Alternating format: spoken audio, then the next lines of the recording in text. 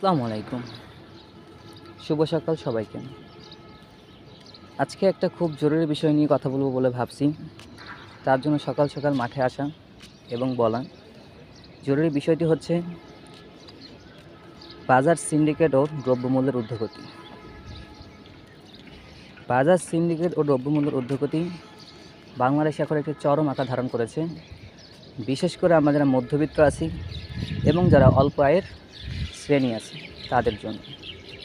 এখন বিষয় হচ্ছে বাজার সিন্ডিকেট ও দ্রব্যমূল্যের ঊর্ধ্বগতি নিয়ে অনেকেই অনেক প্রতিবেদন করে। আমরা নাগরিক যারা আছি সবাই ফেসবুক, ইউটিউবে স্ক্রল করে দেখি, কিন্তু এর সমাধান কি? একটাই আমরা বলি, সেটা হলো সরকার।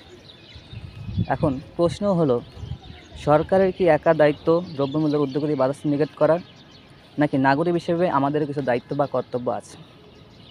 এখন আমি কারো দোষ দিচ্ছি না, আমি আমার দৃষ্টিকোণ থেকে দুটি সমাধান আমি ভাবছি, সেটা ভাবলাম আপনাদের সাথে শেয়ার করি। যদি মনে হয় না যুক্তিসঙ্গত, তাহলে আপনারা এই বিষয় নিয়ে কাজ করবেন আশা করি। আমি ভাবি দ্রব্যমূল্যের ঊর্ধ্বগতি ও বাজার সিন্ডিকেটের পেছনে মূল কারণ হচ্ছে এখানে কিছু অসাধু ব্যবসায়ী এবং কিছু সিন্ডিকেট জড়িত আছে, যারা কৃত্রিমভাবে বাজারে সংকট সৃষ্টি করে দ্রব্যমূল্যের দাম বাড়িয়ে দিচ্ছে। কিন্তু প্রকৃতপক্ষে যারা উৎপাদন করছে, বিশেষ করে কৃষক সমাজ, তারা কিন্তু তাদের ন্যায্য মূল্য দাম বাড়লেও পায় না, কমলেও পায় না। তাই আমার মতে আমরা যারা শিক্ষিত তরুণ সমাজ আছি, বিভিন্ন জেলা উপজেলা কেন্দ্রিক আছি, তারা যদি এই কৃষিক্ষেত্রে, শিল্পক্ষেত্রে, উৎপাদন ক্ষেত্রে, বন্টন ক্ষেত্রে একটা অংশ যদি আমরা সরাসরি যুক্ত হতে পারি, তাহলে হয়তো বা আশা করা যায় খুব শীঘ্রই এই বাজার সিন্ডিকেট রুখে দেওয়া সম্ভব। কারণ বাজারে প্রতিযোগিতার অভাব এবং মেধাশক্তির অভাবের কারণেই আজকে বাজার সিন্ডিকেটটা চরম আকার ধারণ করেছে। এখন যদি আমরা শিক্ষিত তরুণ সমাজ যার যার জেলার পণ্য নিয়ে যার যার ডিস্ট্রিক্টের চাহিদা কম বেশি তাৎপর্য বিশ্লেষণ করে যদি আমরা বাজারের ভারসাম্য রক্ষণে কাজ করি, তাহলে দেখা যাবে খুব বাজারে প্রতিযোগিতাও বাড়বে এবং স্থানীয় পর্যায়ের পণ্যের দামও বাড়বে, কৃষক তাদের ন্যায্য মূল্য পাবে এবং আমরা যারা ভোক্তা আছি তাদের কাছে সহজে ভালো একটি পণ্য পৌঁছে দেওয়া সম্ভব হবে। আরেকটি বিষয় হলো, চাকরির পিছিয়ে যুবকরা পড়াশোনা করেই চাকরি করতে হবে এমন কোনো মানে নেই। তুমি, আমি, আমার মতো অনেকেই আছে যারা কিছু করতেছে। তাদের উদ্দেশ্যে বলি, বাজার সিন্ডিকেট দ্রব্যমূল্য ঊর্ধ্বগতির অন্যতম প্রধান কারণ আমি আর তুমি। কারণ আমি তুমি ভেবেই নিয়েছি তুমি আমি ভালো পড়াশোনা করছি, ভালো ভার্সিটিতে পড়াশোনা করতেছি, আমাদের কিছু না কিছু করতেই হবে, তার মানে চাকরি। এখন চাকরি করার দরকার কি? দেশের ফিউজ সেক্টর আছে কাজ করার জন্য।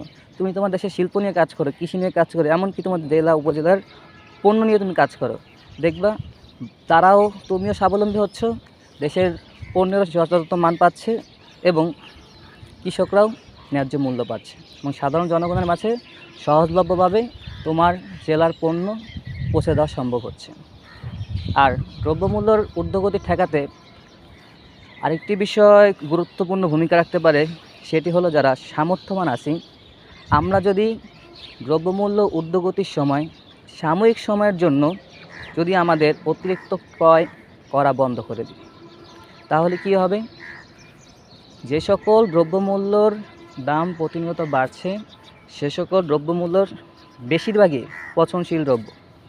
যদি বিত্তশালীরা কিছু সময়ের জন্য তাদের এই ক্রয়টা ঊর্ধ্বগতির সময় বন্ধ রাখে, তাহলে আশা করা যায় বাজার সিন্ডিকেটটা খুব শীঘ্রই দুর্বল হয়ে পড়বে।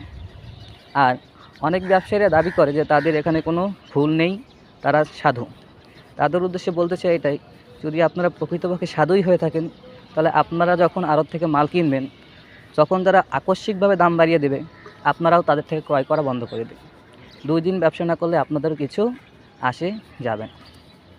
তাই আমার সারমর্ম এটাই যে বাজার সিন্ডিকেট ও দ্রব্যমূল্যের ঊর্ধ্বগতি যদি নিয়ন্ত্রণ করতে হয়, তাহলে শুধু সরকারের উপর ভর করে বসে থাকলে হবে না।